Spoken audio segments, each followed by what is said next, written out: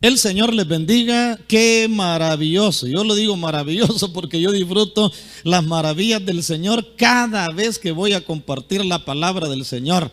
Qué lindo es cuando uno predica, proclama la palabra del Señor, tiene experiencias extraordinarias, y una de las experiencias es que puede estar cansado, fatigado, hasta enfermo, pero a la hora de predicar la palabra de Dios se van los dolores, a la hora de predicar la palabra de Dios se van las enfermedades. Yo le quiero motivar a que usted se vuelva proclamador de las buenas nuevas también. Y seguimos estudiando en la carta de Pedro. Hemos estado en los últimos mensajes compartiendo prédicas en la primera carta de Pedro. Este día vamos a leer primera carta de Pedro, capítulo 2, versículo 11 al 16. Ahí vamos a leer al 17. Ahí vamos a leer la palabra del Señor. Dice lo siguiente: amados. Mire cómo comienza la palabra desde el versículo 11. Amados. Me gusta esa forma como inicia la palabra.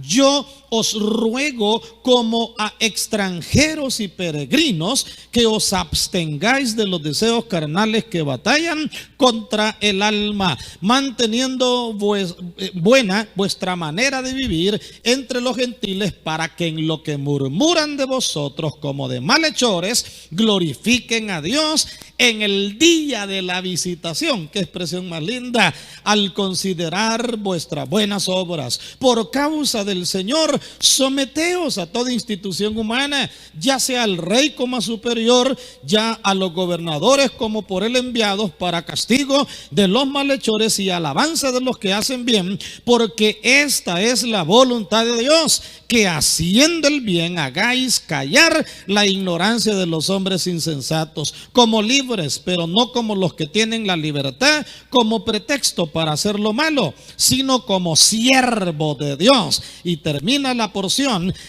honrad a todos, amad a los hermanos, temed a Dios, honrad al rey. Qué palabra más bonita esta. Por eso le he llamado a este mensaje la vida práctica del Hijo de Dios. La vida práctica del Hijo de Dios.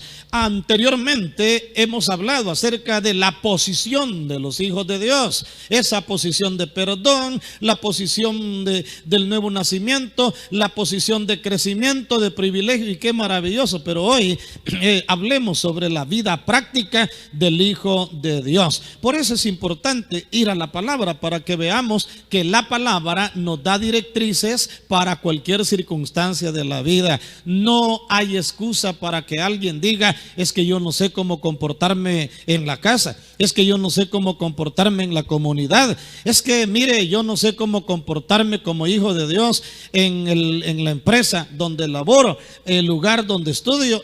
La palabra tiene directrices y orientaciones para nuestro comportamiento, nuestra conducta, nuestra vida práctica en cualquier lugar. Por eso es importante que mantengamos esa vida práctica entregada al Señor. Y en este caso vamos a ver por lo menos 4 verdades que nos muestran la vida práctica del Hijo de Dios. En primer lugar, una vida de santidad. Una vida de santidad refleja la vida práctica de los hijos de Dios, reconociendo que vamos de paso por esta tierra. Y véalo bien, óigalo bien, al verlo en la palabra: vamos de paso en esta tierra. ¿Cómo nos describe la palabra del Señor en el versículo 11? Extranjeros y peregrinos.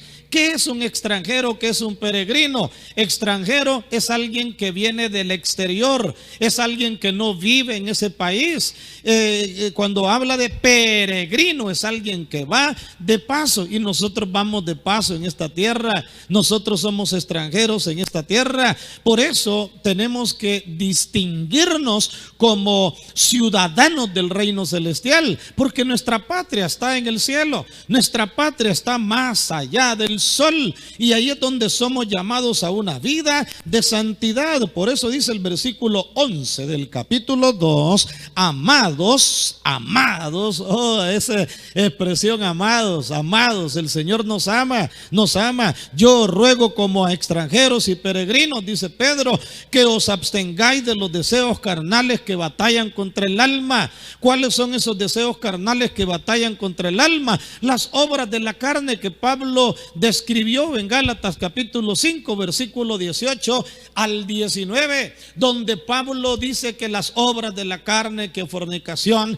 adulterio, celos, disensiones, enemistades, envidia, él hace toda una lista de los deseos carnales que batallan contra el alma. ¿Y qué está aconsejando Pedro? Que nos abstengamos de los deseos carnales que batallan contra el alma. Naturalmente, en nuestra propia capacidad no podemos abstenernos, no podemos ganarle la batalla a las pasiones, no podemos ganarle la batalla a los instintos bajos que quieren dominar nuestras vidas, no podemos ganarle la batalla a los deseos carnales. Necesitamos ser empoderados por el Espíritu Santo para ganarle la batalla a la carne. Por eso somos llamados a una vida de santidad. La palabra nos dice: absteneos de los deseos carnales que batallan contra el alma. Santidad. En el versículo 12 también dice que demos buen testimonio delante de los que nos rodean. Somos llamados en la vida práctica del Hijo de Dios a dar buen testimonio. ¿Cómo está tu testimonio? ¿Cómo está tu testimonio para con tu familia? Ellos son los primeros a los cuales les damos testimonio. ¿Cómo está el testimonio para con nuestro cónyuge? ¿Cómo está nuestro testimonio para con nuestros hijos? ¿Cómo está nuestro testimonio? El versículo 12 dice: manteniendo buena vuestra manera de vivir entre los gentiles, para que en lo que murmuran de vosotros como de malhechores, glorifiquen a Dios en el día de la visitación, al considerar vuestras buenas obras. Es importante entender que el testimonio que damos tiene peso para con las personas. Es importante comprender que el testimonio que damos es importante para las personas. El buen testimonio puede ganarse a otro para el Señor. El buen testimonio puede conducir a otros a conocer de Cristo. El buen testimonio puede conducir a otros a entregarse al Señor con todo el alma. Vale la pena mantener nuestro buen testimonio en santidad. A eso somos llamados, a una vida de santidad. En segundo lugar, una vida de respeto a las autoridades gubernamentales, a las autoridades terrenales. La palabra del Señor lo habla. Cuando ya hay autoridades establecidas, la actitud, la vida práctica del Hijo de Dios tiene que ser el sometimiento. Naturalmente, cuando la Biblia habla del sometimiento con inteligencia, como cuando la Biblia le habla a la mujer que se someta al esposo como cabeza, con entendimiento, ¿verdad? Con sabiduría, a la luz de la palabra, porque no es una imposición, no es que sea el hogar una tiranía y que el esposo sea un tirano y que imponga. No, ¿verdad? Es un sometimiento con sabiduría. Someteos, y oiga lo que dice: a toda institución humana, a toda institución humana, no hace excepción. Y bueno, cuando Pedro estaba escribiendo esta carta, las condiciones sociales, políticas, las condiciones culturales de aquel entonces, económicas de aquel entonces, no eran favorables. Todavía era Roma la que gobernaba en aquel entonces. Cada vez más se levantaban gobernadores, cada vez más se levantaban emperadores sanguinarios, emperadores malvados, emperadores violentos. Pero mire la palabra lo que está diciendo: sométete, ¿verdad? Sí, sométete, camina con sometimiento en esta vida. ¿A quiénes te tienes que someter? Dice: a toda institución. Y luego dice: ya sea al rey como superior. Al rey, claro, habla de rey porque en aquel entonces habían reyes sobre la tierra. Hoy hay estadistas en las naciones, hoy hay autoridades en lo que son los municipios, autoridades en lo que son los países, y la iglesia ha sido llamada a someterse a las autoridades terrenales, claro, siempre y cuando no vaya contrario a la palabra del Señor, porque si hay algo que se nos manda hacer y que la palabra del Señor lo condena, ahí sí podemos aplicar el principio que es mejor obedecer a Dios que a los hombres. Pero en tanto lo que se nos mande hacer, no, pero es que mire que nos están pidiendo impuestos y que nos han establecido impuestos. El Señor Jesús pagaba el impuesto. ¿Se recuerda cuando llegaron a preguntarle al Señor: Señor, ¿es lícito darle tributo al César? Y estaban tentándole. Estaban queriendo echarlo en pleito con lo que era el rey. Estaban queriendo echarlo a pleito y el Señor dijo, tráiganme una moneda. Y ya se la llevaron. Bueno, ¿de qué es quién está, de quién es la imagen que está en esta moneda? Del César, le dijeron. Bueno, entonces regrésenle al César lo que es del César. Práctico. El Señor no negó el que se pagara impuesto. Incluso mandó a pescar a Pedro. Cuando pescó le dijo, abrí el pescado y sacó una moneda de aquel entonces. Anda a pagar los impuestos, le dijo. Anda a pagar los impuestos. La palabra eso llama al rey o al superior. Dice en el 14, como a superior, a los superiores. En el 14 dice, ya a los gobernadores de la tierra, como por él enviados para castigo de los malhechores y alabanza de los que hacen bien. Y naturalmente esa debería de ser y debe de ser la labor de los gobernadores. Son enviados para castigo de los malhechores y alabanza de los que hacen bien. El que hace bien, ¿para qué se va a preocupar? El que hace bien, ¿para qué va a estar afligido? Yo casi nunca he entendido por qué. Bueno, ya tengo tiempo, ¿verdad?, de no verlo, pero hace años yo recuerdo, pasaba por ahí por algunos negocios, ¿verdad? Y de los hermanos ahí pasábamos en un espacito y cuando de repente decía alguien en toda esa cuadra, ahí vienen los del Ministerio de Hacienda y todo el mundo, todas las personas con aquel miedo y que todo. Y yo decía, ¿por qué? Pues si todo lo tienen en orden, si tienen todo en orden, ¿y para qué temerlo? No se debe de tener miedo, no se debe de tener temor. El que hace lo malo le va a caer castigo, el que hace lo bueno le va a llevar a la alabanza. Eso es lo que la palabra del Señor está enseñando a los gobernadores. En el versículo 16 dice, como libres, pero no como, bueno, en el 15, porque esta es la voluntad de Dios. La voluntad de Dios es que no nos andemos peleando con las autoridades, que no nos andemos discutiendo con las autoridades. Las autoridades han sido puestas ahí y es de obedecerlas, porque esta es la voluntad de Dios, que haciendo el bien hagáis callar la ignorancia de los hombres insensatos. Las autoridades dicen, hay que ponerse mascarilla, debe de ponerse mascarilla, hay que echarse alcohol gel, hay que echárselo. Y aunque no lo dijeran ni lo obligaran, por salud, por prudencia, por protección, hay que atender las cosas. Y dice en el 17 también, honrad a todos. O sea que los hijos de Dios, en cuanto a la vida práctica del hijo de Dios, no debemos solo al que tiene autoridad, al que tiene una posición de gobierno, al que es gobernador, al que dirige las cosas. No, dice a todos, honrad a todos, honrad a todos. Somos llamados a honrar a toda persona, ¿verdad? A toda persona somos llamados nosotros a tener ese ejemplo y esa actitud de honrarles. Amad, dice, a los hermanos, temed a Dios, honrad al rey. Mire qué bonitas verdades cortas pero trascendentales. Verdades cortas pero que tienen mensajes para nuestras vidas. Honrad a todos. La palabra honrad es respeto. El respeto es no denigrar. Hoy que los medios sociales son pero tan abiertos, usted nota cómo, ¿verdad? Hay tantas ofensas que se dan para uno, que se dan para otro y todo. La Biblia dice honrad a todos. A toda persona se le debe de honrar. No está hablando de adorar, no está hablando de exaltar, no está hablando de venerar. La honra, la exaltación, la veneración solo es al Rey de Reyes y al Señor de los Señores. Pero las personas en nuestro derredor hay que honrarle. Amad a los hermanos. Hay que amarlos. Y el amor, ¿por qué se necesita? Porque somos difíciles los seres humanos. Ya se dio cuenta de eso. Somos difíciles los seres humanos.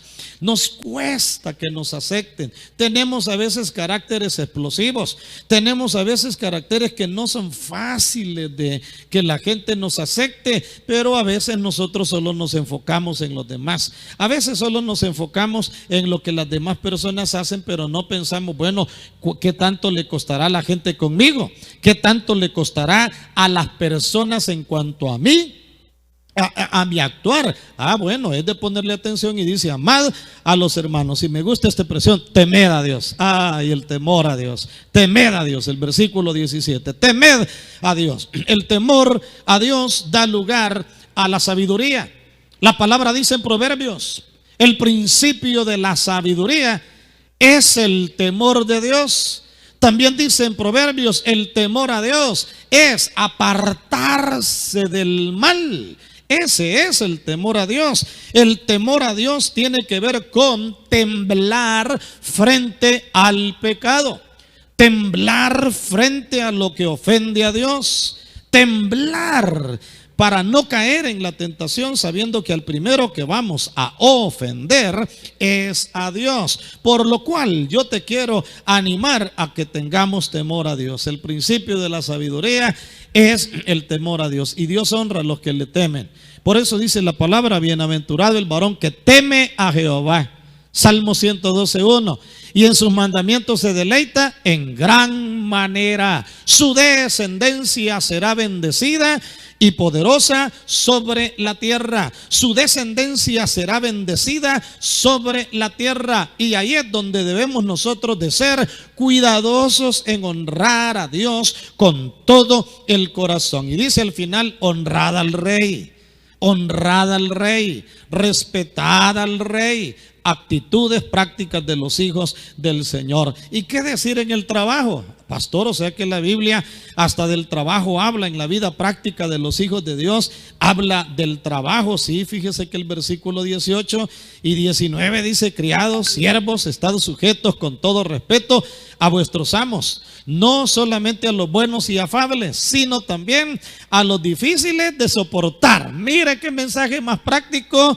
En la vida práctica de los hijos de Dios, siendo buenos trabajadores, siendo buenos empleados. Uno debe de tratar de comportarse de la mejor manera en el trabajo. Debe de ser responsable, disciplinado, respetuoso, servicial, entregado a la labor que se nos ha encomendado, y portarnos de la mejor manera. Dice: siervos, estad sujetos con todo respeto a vuestros amos, a los jefes. En aquel entonces Pedro le hablaba a los esclavos. Imagínense, en aquel entonces, ¿verdad?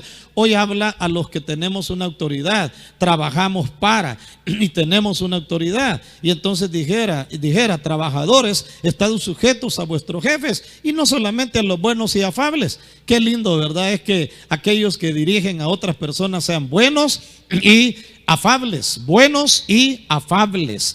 Sino también dice: a los difíciles de soportar. Habrán personas que son difíciles de soportar, porque esto merece aprobación.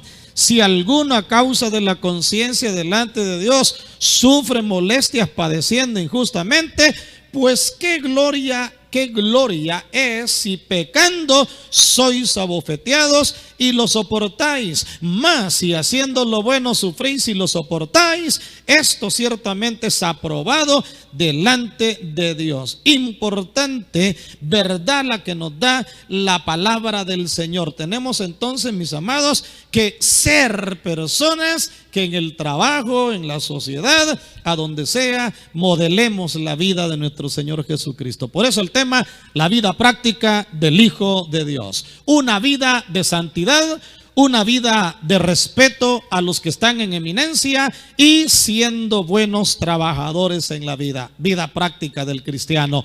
Amados y amadas, hermanos y hermanas, a vivir esa vida práctica plena en el Señor con la ayuda del Espíritu Santo. Y mis amigos, a empoderarte de la presencia de Cristo, dándole tu corazón, dándole tu vida, diciéndole: Señor, yo quiero también vivir una vida de santidad, yo quiero vivir una vida de entrega, yo quiero vivir una vida que te agrade y te adore, y te entrego mi corazón con todas las fuerzas. Le animo este día a que usted le pueda entregar su corazón al Señor y siga oyendo palabra. Conéctese a oír palabra. Venga a nuestras reuniones presenciales a oír palabra de Dios y reciba la bendición del Padre, del Hijo y del Espíritu Santo. Te invito a que, a que ores conmigo de la siguiente manera y le entregues tu corazón al Señor. Dios me los bendiga. ¿Has escuchado la palabra del Señor en esta hora y que el Espíritu Santo ha impactado tu corazón de tal manera que quieres entregarle tu corazón al Señor? Puedes hacerlo. La palabra dice que si confiesas con tu boca que Jesús es el Señor y creyeres en tu corazón que Dios lo levantó de los muertos, serás salvo. Por lo cual, quiero dirigirte en una oración en esta hora para que le entregues tu corazón al Rey de Reyes y al Señor de los Señores. Puedes orar conmigo de esta manera.